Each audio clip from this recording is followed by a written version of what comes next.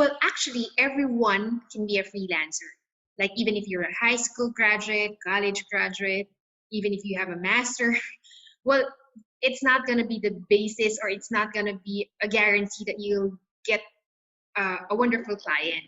It's always your capability, your attitude, and the way you present yourself. So I am inviting everyone to, be confident with whatever skills you have, because you can start with whatever computer skills you have. Like if you're good in designing, if you're good in writing, if you're good in editing, if you're too good in the technical side, like if you're good in technical support or IT, or you're into web development, or you're into app development, programming, customer service, anything that has something to do with your computer can be part of your services as a freelancer.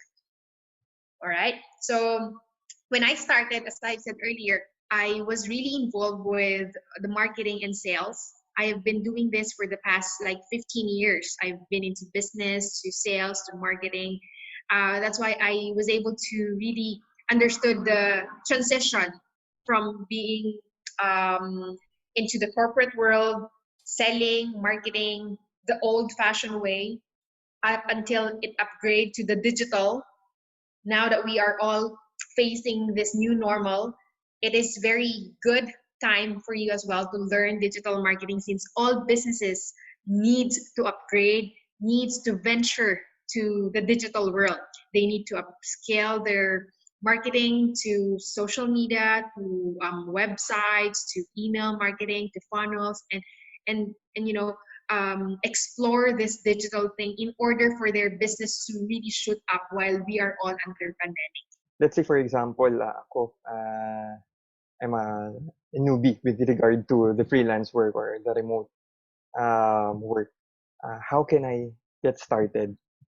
So let's say eager ako na I have free time. I have siguro from the morning I have 2 hours, 4 hours. In the evening or in the afternoon I have another 4 hours. Um, how can I start? Actually, there are a lot of ways for you to get started. Now, if you are a newbie and you have ways to learn, like you have a lot of time, free time, to look at different resources and go for self-paced learning, you can just go to YouTube and see how will you be able to create portfolio or profile with different platforms so you can expose your services. So that's one way to expose and start creating profile. Since you are a newbie, you will need to make sure that you create a good foundation of your online presence. Examples are, Upwork, Online Jobs, HubStuff, Outsourcely. Those are websites who, whom those are websites that we use if we want to get clients. All right. So what you need to do is, of course, create a username and a password, dress up your profile, include all your skills, your experience, your everything that that would serve as your online resume.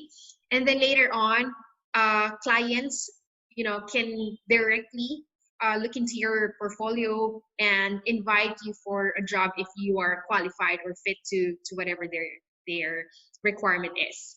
So that's one way to get clients. Another way is for you to, just like what I've said earlier, digital marketing.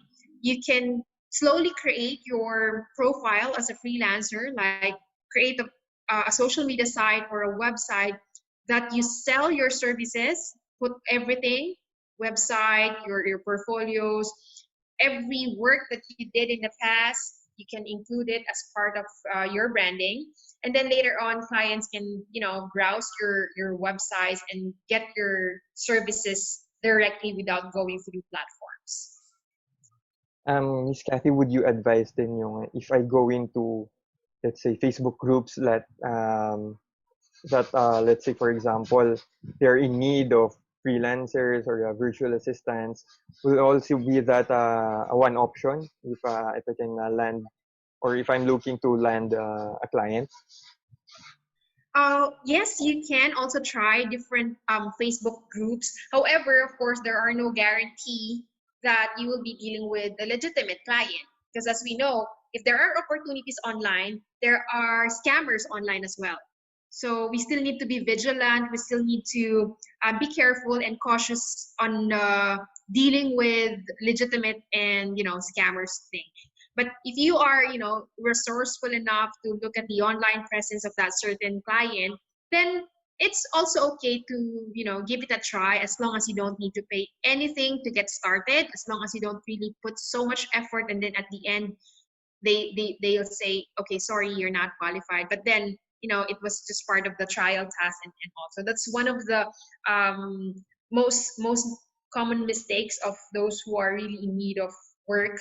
I always suggest those who are looking for opportunities, those who are looking for immediate client, because I know the pressure of having income immediately.